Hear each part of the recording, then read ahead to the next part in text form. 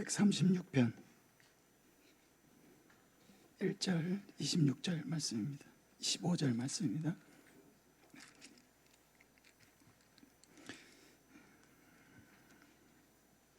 시편 136편 1절과 26절 말씀입니다. 구약성경 901쪽, 902쪽 이쪽입니다.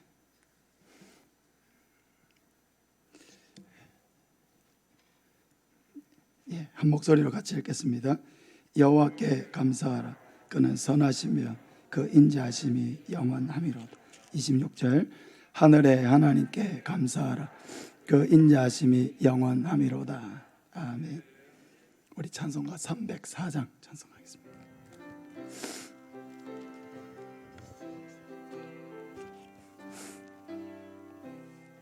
그 크신 하나님의 사랑 말로 다 영영 못하네.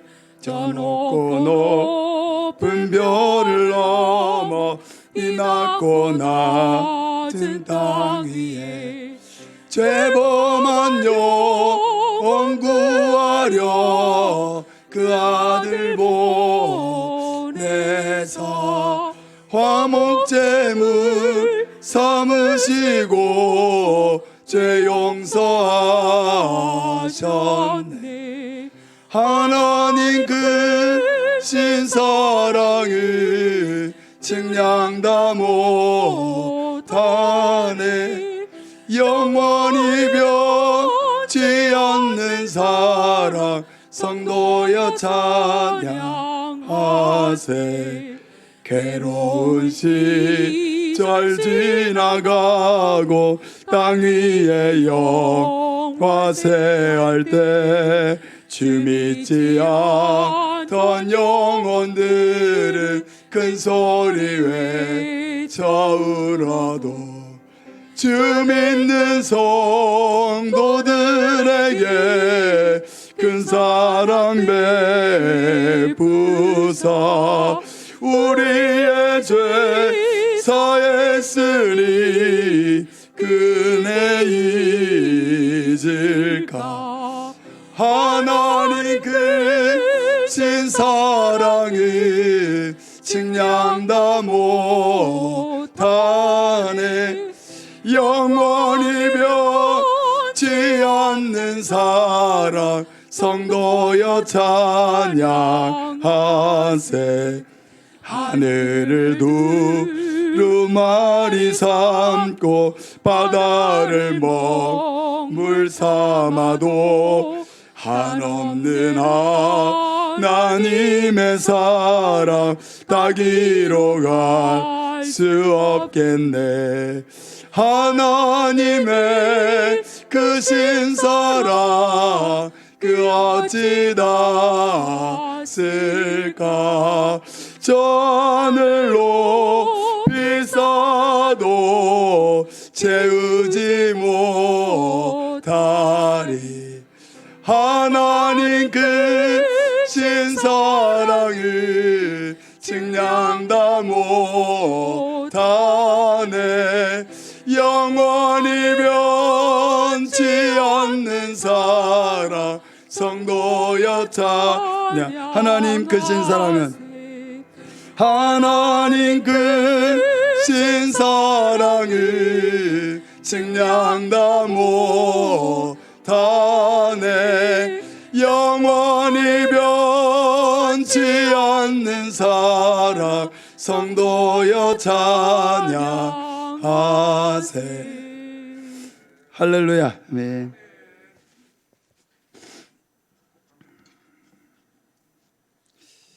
하나님 은혜에 감사드립니다.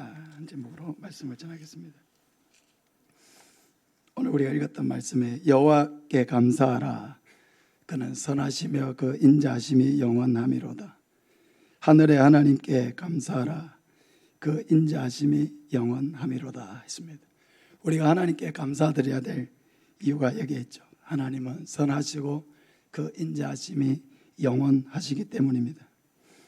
무엇보다도 올 한 해 우리 교회에 하나님께서 행하신 일들을 생각해 볼 때 감사드리지 않을 수가 없습니다. 그래서 한 해를 마무리하는 이 시점에서 하나님이 우리 교회에 베푸신 10가지 감사의 제목을 오늘 함께 나누고 또 하나님께 영광 돌리기를 원합니다. 첫째로 올 한 해 44분이 예수님을 영접하게 된 것을 감사드립니다. 이 44분 중에는 돌아가신 분이 2분 더 계십니다. 우리 박정인 씨고요. 또 한 사람은 우리 김숙녀 집사님 남동생 김남호 씨입니다. 2분 다 참 극적으로 예수님을 믿게 되었죠. 우리 박정인 씨는 정말로 돌아가시기 바로 전날 밤에 감격적으로 예수님을 영접했습니다. 우리 김남호 성도는 올해 설날에 설 연휴 때 고향에 내려왔다가 저를 만나고 예수님을 영접했습니다. 그리고 몇 개월이 지난 후에 우리가 다 비보를 접했습니다. 그 생각해 보니까 참 그때 그 명절에 이렇게 내려와서 예수님을 믿지 않았다면 어떻게 됐을까? 그 생각해 볼 때 너무 감사한 일이죠. 갑자기 이렇게 돌아가시게 된 건 너무 안타까운 일이지만은 예수님을 믿고 돌아가셨다는 이 사실 얼마나 여러분 감사한지 모르겠습니다. 또 이 44분 중에는 또 우리의 가족들이 9명이 있습니다. 우리 이미숙 관사님 오빠 되시는 이정규 씨, 김막순 성도님 딸 조정민 양, 또 우리 영란 사모님 올케, 김미애 씨 조카 이소윤, 이성진 집사님 아버지 이기대 씨, 임영욱 성도님 딸 임혜진, 또 감순잠 집사님 남편 육재상 성도님. 너무 감사하죠. 할렐루야. 그 외에 우리 성도님들을 통해서 연결되어서 복음을 전하고 예수님을 영접했던 사람이 26명, 그리고 인터넷과 극동방송을 통해서 예수님을 영접한 사람이 7사람입니다. 올해 하나님께서 우리 교회를 통해서 이렇게 44분이 예수님을 영접하게 된 것 생각할 때 얼마나 감사한지 모르겠습니다. 내년에도 목표는 50명 이상입니다. 올해도 50명 했는데 목표 달성은 못했지만 내년에도 목표는 50명입니다. 그래서 내 곁에 꼭 예수 믿어야 될 우리의 가족들, 이웃들, 또 직장 동료들, 친구들 다 연결해서 예수님을 믿을 수 있도록 여러분 다 축복의 통로가 되시기를 바랍니다. 두 번째로 올해 31명의 새가족을 주심을 하나님께 감사드립니다. 2020년 코로나가 터졌을 때도 27명이 등록을 했습니다.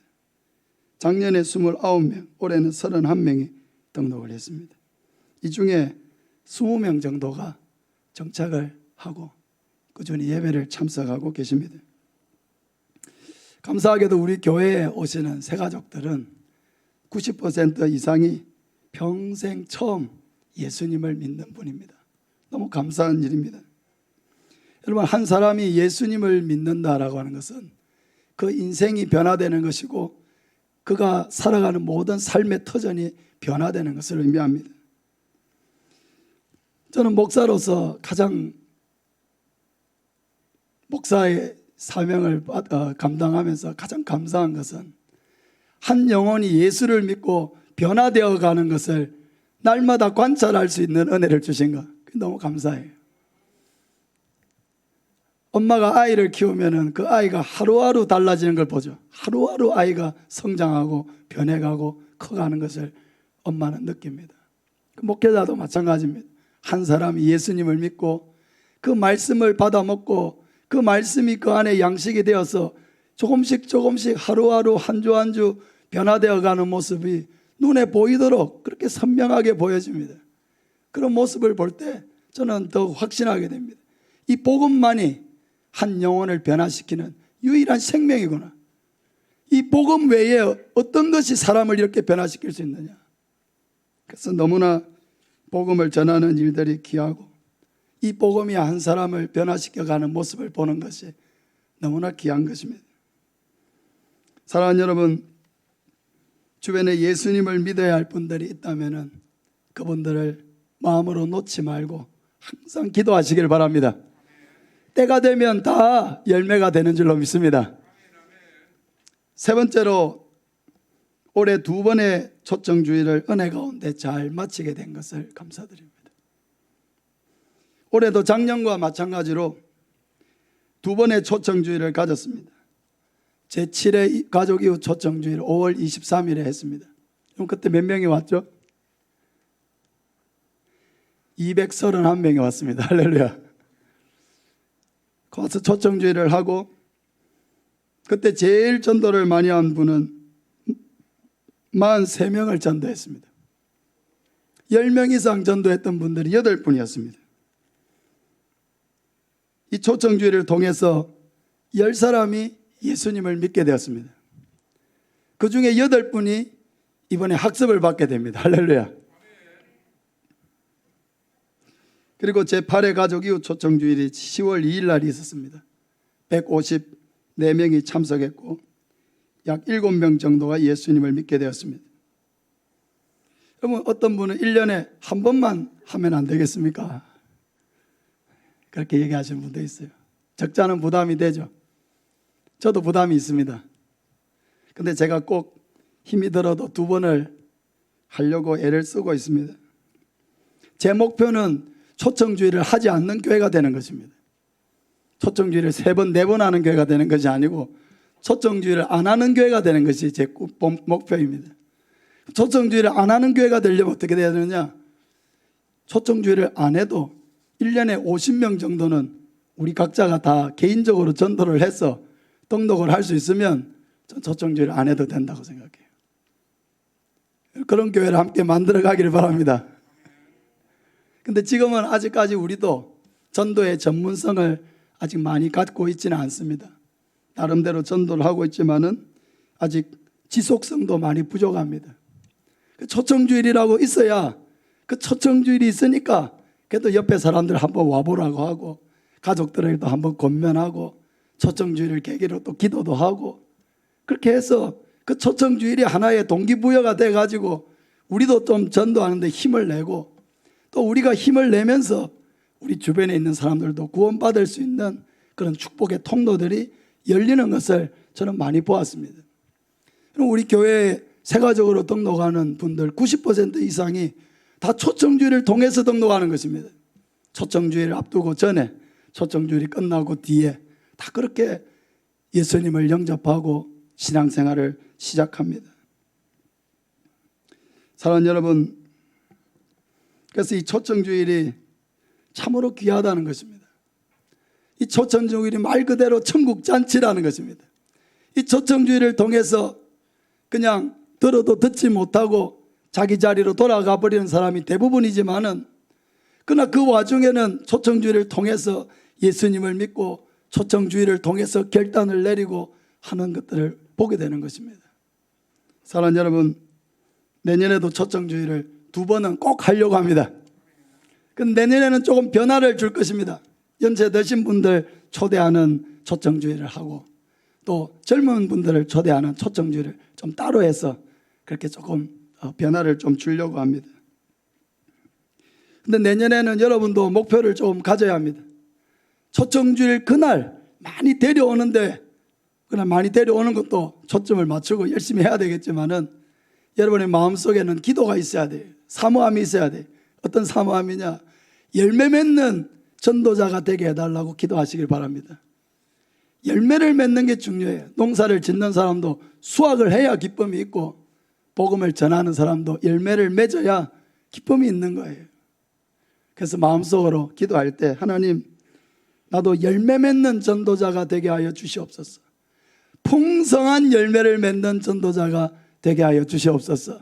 여러분 기도하시길 바랍니다. 네 번째로 3번의 기초 교리 교육을 통해 18명이 수료하게 됨을 하나님께 감사드립니다. 올해 새가족 교육을 수료했던 분들 제가 호칭은 생략하고 한번 불러드리겠습니다. 10기 박경식, 임영욱, 정지아.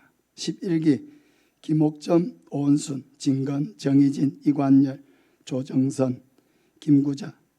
진영미, 강석순, 김명자, 12기, 이병호, 육재상, 서복연, 최서연, 김동환. 이분들이 다 올해 새가족 교육을 했던 분들입니다. 우리 교회에 오신 분들은 처음 온 분이든 또 기존에 예수님을 믿었던 분이든 모두가 동일하게 기초교리 교육을 받습니다.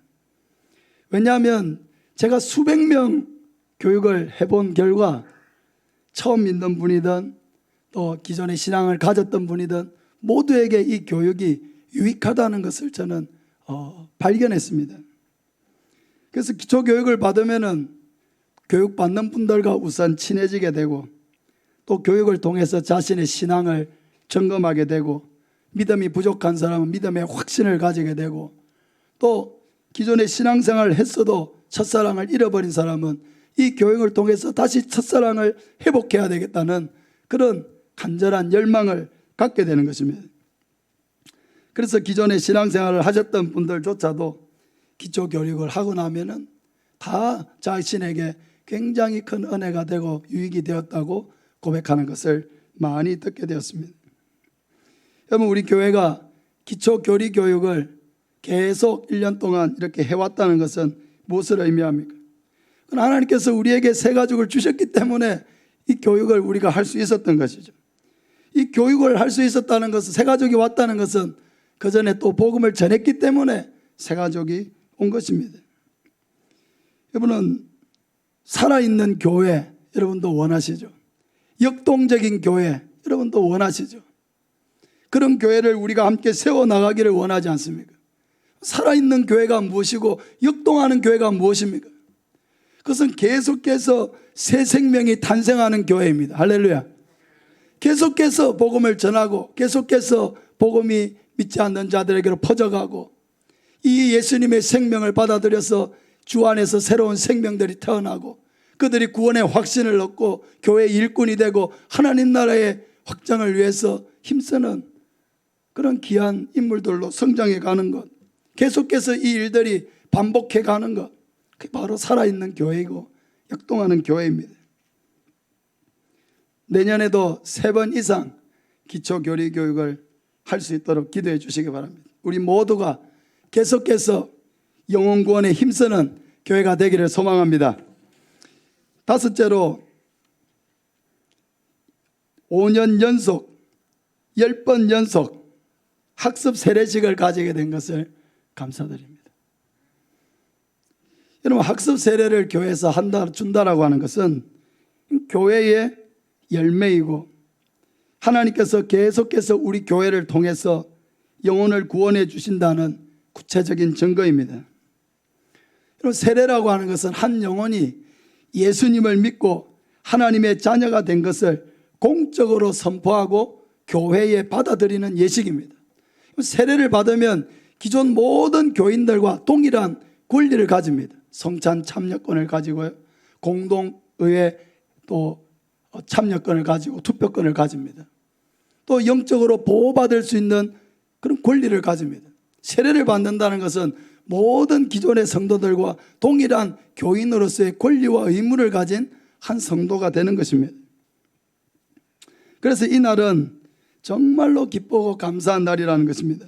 누가복음 15장 4절 이하에 보면 누구든 너희 중에 어떤 사람이 양 100마리가 있는데 그 중에 하나를 잃으면 99마리를 들에 두고 그 잃은 것을 찾아내기까지 찾아다니지 아니하겠느냐. 또 찾아낸 적 즐거워 어깨에 메고 집에 와서 그 벗과 이웃을 불러 모으고 말하되 나와 함께 즐기자. 나의 잃은 양을 찾아내었노라 하리라. 내가 너희에게 이르노니 이와 같이 죄인 한 사람이 회개하면 하늘에서는 회개할 것이 없는 의인 99으로 말미암아 기뻐하는 것보다 더하리라. 할렐루야. 이런 양을 찾았을 때에 여러분 어떻게 한다고요? 그 벗과 이웃을 불러 모으고 잔치를 벌입니다. 내가 이런 양을 찾아내었다 하면서 잔치를 벌인다는 것입니다. 그러면서 예수님께서 뭐라고 하십니까? 이와 같이 죄인 한 사람이 회개하면 하늘에서는 회개할 것이 없는 99으로 말미암아 기뻐하는 것보다 더하리라. 한 영혼이 돌아오는 것을 하나님이 이렇게 기뻐하신다는 것입니다. 여러분, 또한 이런 아들을 찾은 아버지는 어떻게 했습니까? 누가복음 15장 22절 이하에 우리 같이 한번 읽겠습니다. 아버지는 종들에게 이르되 제일 좋은 옷을 내어다가 입히고 손에 가락지를 끼우고 발에 신을 신기라. 그리고 살찐 송아지를 끌어다가 잡아라. 우리가 먹고 즐기자. 내 아들은 죽었다가 다시 살아났으며 내가 잃었다가 다시 얻었노라 하니 그들이 즐거워하더라. 여러분, 이런 아들이 돌아왔을 때에 아버지는 주저없이 살찐 송아지를 끌어내어 잡아라 했습니다. 여러분, 원어에 보면은 그 살찐 송아지를 잡으라 했죠. 그 살찐 송아지. 그 살찐 송아지라는 게 무슨 말입니까? 아들이 돌아오기 전에, 내 아들이 돌아오면 이놈을 잡아가지고 잔치를 벌일 거라고 아버지가 미리 계획을 세워놨다는 것입니다. 그래서 자기나 종들이나 다 아들이 돌아오면은 우리 주인이 잡을 살찐 송아지가 저놈이다 하고 다 모든 종들도 다 알고 있는 그 송아지를 잡았다는 것입니다. 아버지가 갑자기 즉흥적으로 한 일이 아니라는 것입니다. 아버지는 이 송아지를 보면서 늘 아들이 돌아오기를 손꼽아 기다렸다는 거죠. 그런데 아들이 돌아오자 어떻게 했습니까? 그 기쁨을 아버지는 주체할 수가 없었던 거예요. 그래서 저 살찐 송아지를 내어다가 잡으라고 한 거예요. 새 옷을 입히고 손에 가락지를 끼우고 발에 신을 신겨라. 무슨 말입니까? 아버지의 재산을 탕진하고 돌아왔지만은 아들의 원래의 자리를 회복시키라는 것입니다. 그리고 살찐 송아지를 잡고 잔치를 벌였습니다. 여러분, 아버지에게 이 아들은 어떤 아들입니까?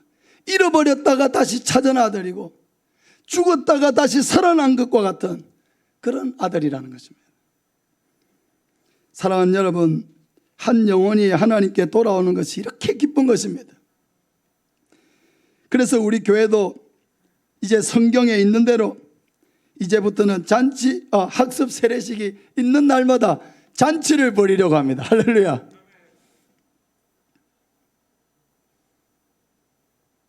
살찐 송아지는 아직 못 잡습니다.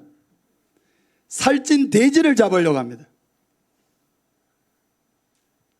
그럼 제가 어릴 때만 해도 잔치집에는 항상 뭐가 있습니까?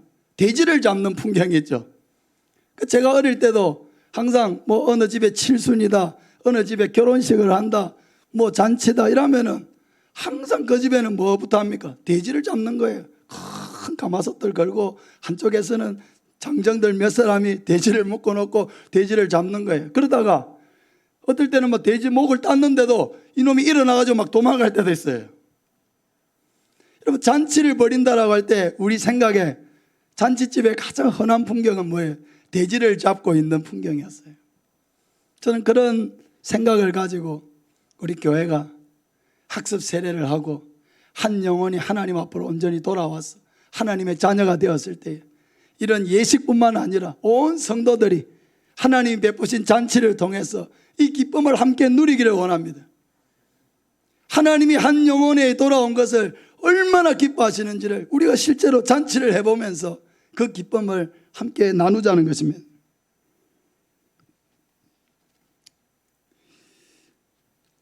이러한 잔치를 통해서 우리 사랑하는 모든 성도들도 우리의 가족이 되고 천국의 백성이 된 학습을 받고 세례를 받는 분들을 진심으로 축복해 주시기를 바랍니다. 여섯째로 하이보이스 찬양팀과 다이 찬양팀을 통해서 예배를 섬기게 하신 것을 감사드립니다.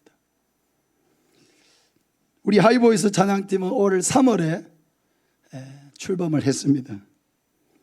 3명의 리더와 2명의 악기, 또 1명의 방송, 8명의 싱어로 이루어져 있습니다. 매주 토요일 5시 30분에 여기 모여서 함께 말씀을 나누고 또 함께 찬양을 1시간 30분 정도 찬양을 연습했습니다. 근데 단지 이 연습 시간만 준비하는 게 아니에요. 주중에 미리 화요일이나 수요일 날 리더가 주일날 할 찬양곡을 딱 올려주면은 모든 우리 싱어들이 다 일주일 동안 그 찬양을 열심히 듣습니다. 듣고 묵상하고 외우고 은혜 받고 일주일 내도록 찬양을 준비하는 거예요.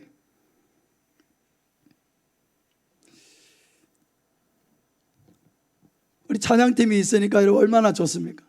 예배 전에 우리가 함께 찬양하고 함께 마음껏 박수치고 찬양할 수 있으니까 얼마나 감사합니까? 이 찬양팀을 섬기는 일이 보통 일이 아니에요. 토요일 날 요즘같이 이렇게 바쁘고 할 때는 토요일 날 저녁이라는 게 얼마나 여러분 놀기 좋은 시간입니까? 친구들 만나기 좋고 가족들하고 모임하기 좋은 시간이고 한데 그걸 다 헌신해야 그 시간을 섬길 수가 있는 거예요. 그래 와가지고 그 토요일 날 바쁜 시간에 와서 같이 찬양 연습해서 주일날 이렇게 찬양을 섬기고 얼마나 귀한지 모르겠습니다. 또 우리 다윗 찬양팀도 또 싱어를 많이 보충을 해서 힘있게 찬양하게 되니까 얼마나 감사한지 모르겠습니다. 우리 성진 집사님이 리더를 했었는데 빨리 복귀하시길 바랍니다. 또 지금 섬기고 있는 분들도 너무 감사한 마음입니다. 우리 하이보이스 찬양팀과 다윗 찬양팀을 위해서 우리 박수 한번 하겠습니다. 네, 열심히 섬겨주십시오. 네, 감사합니다. 7번째로 한 해 동안 재정을 풍성하게 채워주심을 감사드립니다. 오늘 예배 후에 예결산 공동회도 있지만은 정책당회와 예결산위회를 이미 가졌습니다. 감사한 것은 아직 코로나가 이렇게 다 끝난 것도 아닌데 하나님께서 교회 재정을 풍성하게 채워주신 것을 보았습니다. 특별히 11조 헌금이 예년보다 많이 늘었습니다. 그것은 뭡니까? 하나님께서 각 가정에 풍성한 은혜를 주셨다는 거죠. 이전보다 더 많은 은혜를 주셨기 때문에 11조 예물이 이전보다도 훨씬 많이 늘었습니다. 올 한 해 우리 교회가 지속적으로 복음 사역을 하면서 또 열심히 필요한 재정도 많이 썼습니다. 그런데 결산을 하면서 깨달은 게 있습니다. 교회가 아낀다고 재정이 늘어나는 게 아니고 하나님이 기뻐하시고 원하시는 일들을 열심히 할 때 하나님께서 채워주시는구나. 할렐루야.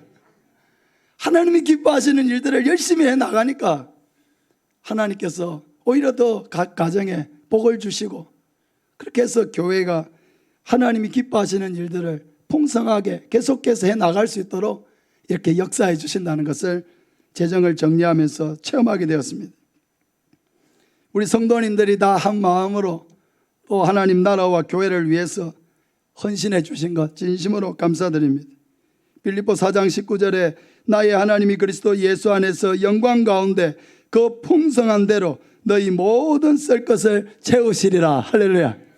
사도 바울이 빌립보 성도들을 위해서 이렇게 축복을 한 것은 뭐냐면 빌립보 성도들이 여러 번 사도 바울의 이 선교 사역을 위해서 선교비를 보내주었기 때문입니다. 빌립보 교회도 다 넉넉한 사람들은 아니었어요. 근데 그들은 교회가 설립되었을 그 당시부터 시작해가지고 계속해서 사도 바울의 선교를 물질로 도왔습니다. 바울은 빌립보 교회에 너무나 감사한 마음을 가지고 있었고 이 빌립보서에서 나의 하나님이 그리스도 예수 안에서 영광 가운데 그 풍성한 대로 너희 모든 쓸 것을 채우시리라 하고 축복을 해준 것입니다. 사랑하는 여러분, 여러분이 하나님의 나라를 위해서 헌신할 때 하나님은 더 풍성한 것으로 여러분의 삶에 채워주실 줄로 믿습니다. 내년엔 더 큰 복을 여러분에게 부어주시고 또 우리 교회도 앞으로는 선교사를 파송하고 또 교회를 개척하고 선교지에 교회를 세우는 그런 교회가 될 수 있도록 여러분 함께 마음을 모으시고 기도해 주시길 바랍니다. 8번째, 창원 극동방송을 통해서 복음을 전하게 하심을 감사드립니다. 여러분, 올해로 우리 교회가 창원 극동방송 설교사역을 시작한 지가 이제 만 2년이 되었습니다.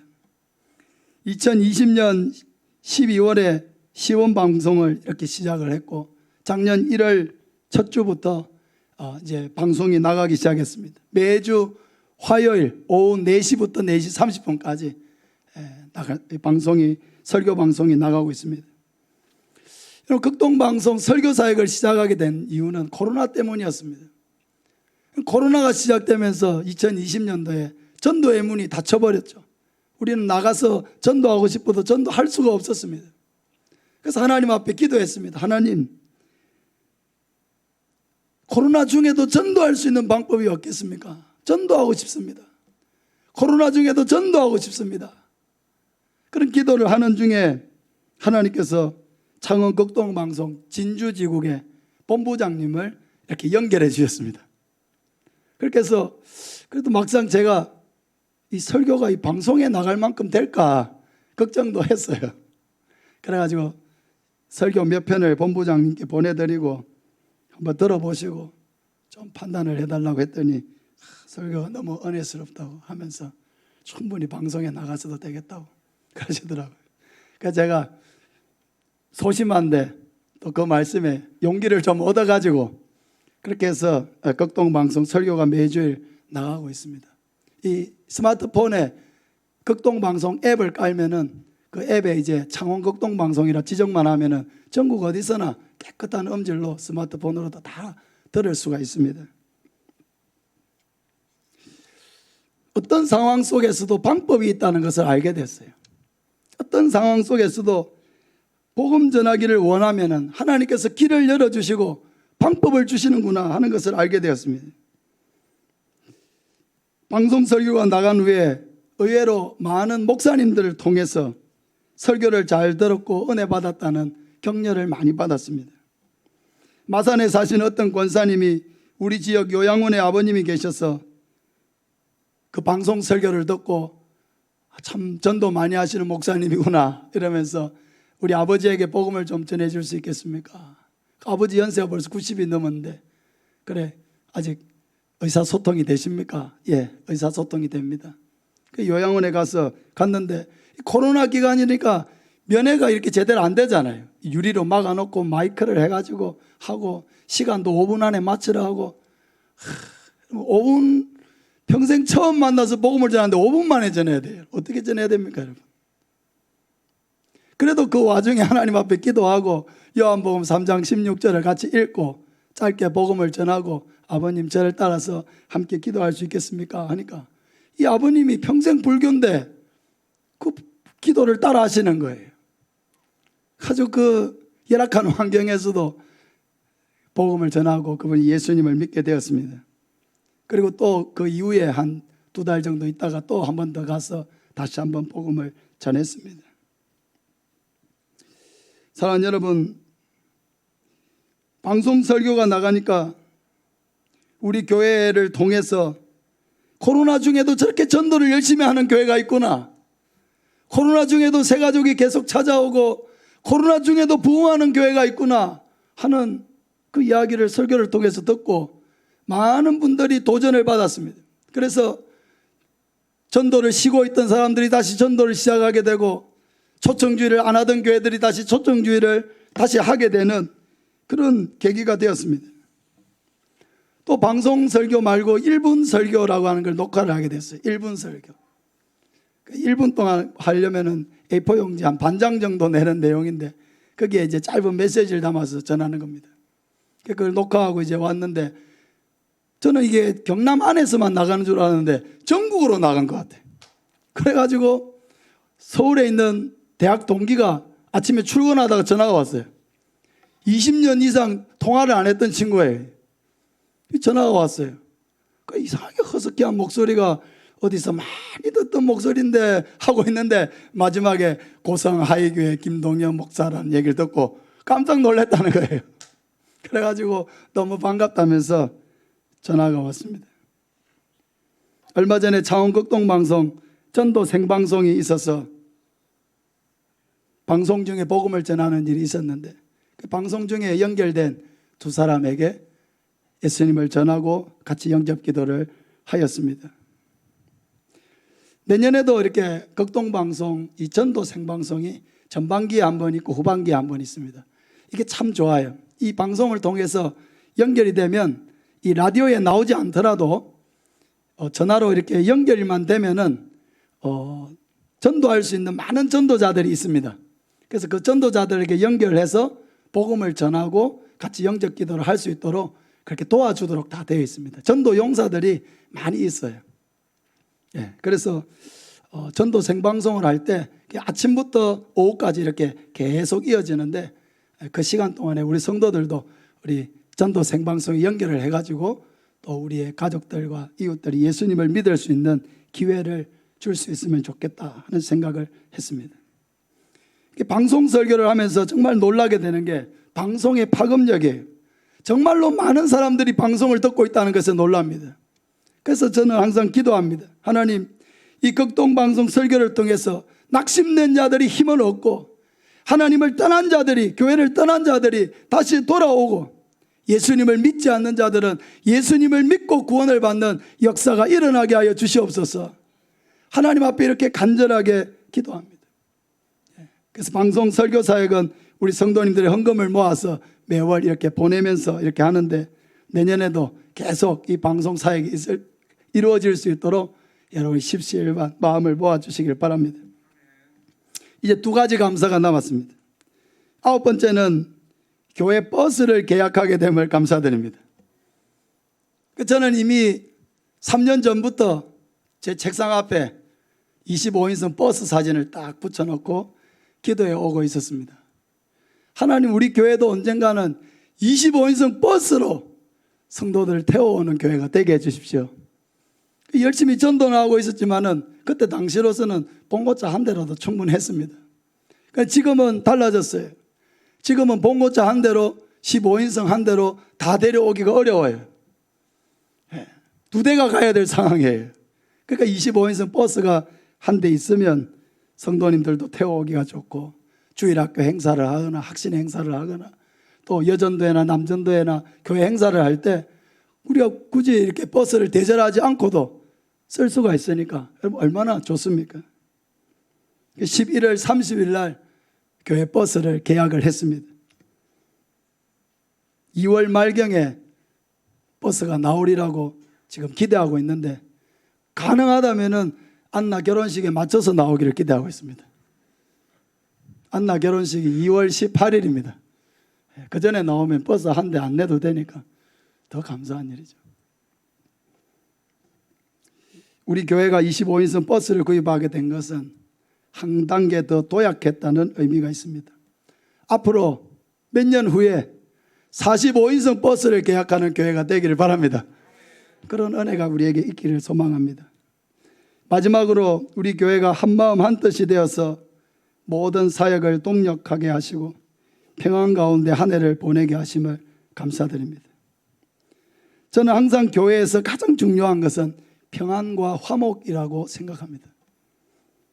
여러분, 교회는 성격이 다르고 생각이 다른 사람들이 다 모여 있습니다.